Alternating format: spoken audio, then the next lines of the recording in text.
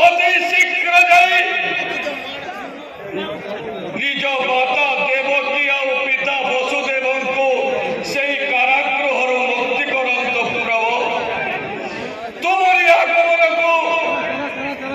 से गर्भधारिणी माता देवकी और से वसु